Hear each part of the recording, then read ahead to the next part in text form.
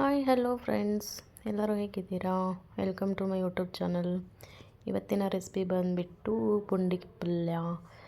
Generally ನೀವು ತೊಗರಿಬೇಳೆ ಹಾಕಿ ಅದು ಪುಂಡಿ ಪಲ್ಯ ಮಾಡ್ತಿರ್ತೀರಿ. ಇವತ್ತು ನಾನು ನುಚ್ಚು ಹಾಕಿ ಪುಂಡಿ ಪಲ್ಯ ಹೆಂಗೆ ಮಾಡೋದಂತ ಈ ವಿಡಿಯೋನಾಗ ಹೇಳತ್ತೀನಿ. ಮೊದಲಿಗೆ ನಾನು ಒಂದು ಸೂಟ್ ಪುಂಡಿ ಪಲ್ಯ ಎಲ್ಲ ತೊಳೆದು ಕ್ಲೀನ್ ಮಾಡಿ ಇಟ್ಕೊಂಡಿದ್ದೆ.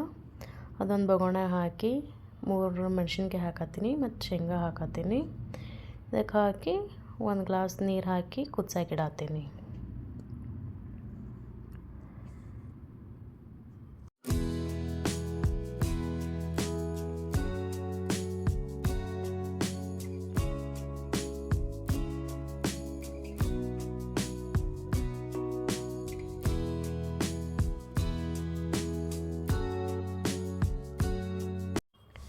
ನೋಡ್ರಿ, ಇವಾಗ ಪುಂಡಿ ಪಲ್ಯ ಕುದ್ದೈತಿ.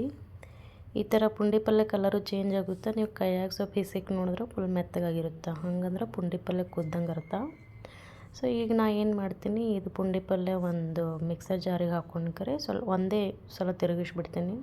ಔಡ ಸೌಡ ಆಗಬೇಕು.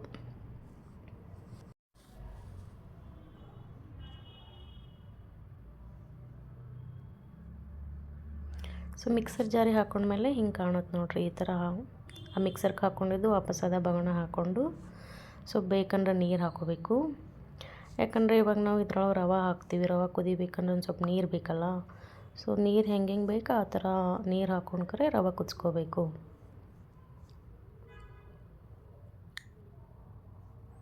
ನಾ ಇಲ್ಲಿ 1 ಬಟ್ಲ ರವೆ ಹಾಕೊಳತ್ತೀನಿ. 1 ಸೂಟ್ ಪುಂಡಿ ಪಲ್ಯಕ್ಕೆ ರವೆ ಹಾಕೊಂಡ್ರೆ ಚೆಂದಾಗ ಮಿಕ್ಸ್ ಮಾಡ್ಕೊರಿ. ಇಲ್ಲಿ ನಿಮ್ಗೆ ರವೆ ಹಾಕಿದ್ಮೇಲೆ ಸ್ವಲ್ಪ ಗಟ್ಟಿ ಅನ್ನಿಸ್ತು ಅಂದ್ರೆ ಇನ್ನೊಂದು ಸ್ವಲ್ಪ ನೀರು ಹಾಕ್ಕೊಂಡ್ರೆ ಕುದಿಸಾಕಿಟ್ಕೊರಿ. ಒಂದು 3 ರಿಂದ 4 ನಿಮಿಷ ಕುದಿಸ್ಕೊಬಿಟ್ರಿ. ಈ ಥರ ಕುದ್ದಿರುತ್ತೆ. ಕುದ್ದಾದ್ಮೇಲೆ ಏನು ಮಾಡೋದು, ನಾವು ಒಂದು ಗಡ್ಡೆ ಬೆಳ್ಳುಳ್ಳಿ ಸುಲಿದಿಟ್ಕೊಂಡು ಜಜ್ಜಿಟ್ಕೊಂಡಿದ್ದೆ, ಅದು ಬೆಳ್ಳುಳ್ಳಿ ಹಾಕೊಳತ್ತೀನಿ.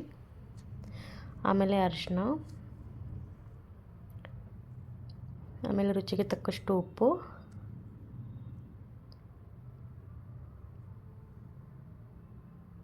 ಮತ್ತು ಜೀರಿಗೆ ಇದೆಲ್ಲ ಹಾಕ್ಕೊಂಡು ಮ್ಯಾಗ 1-2 ಸ್ಪೂನ್ ಎಣ್ಣೆ ಹಾಕೊಳತ್ತೀನಿ.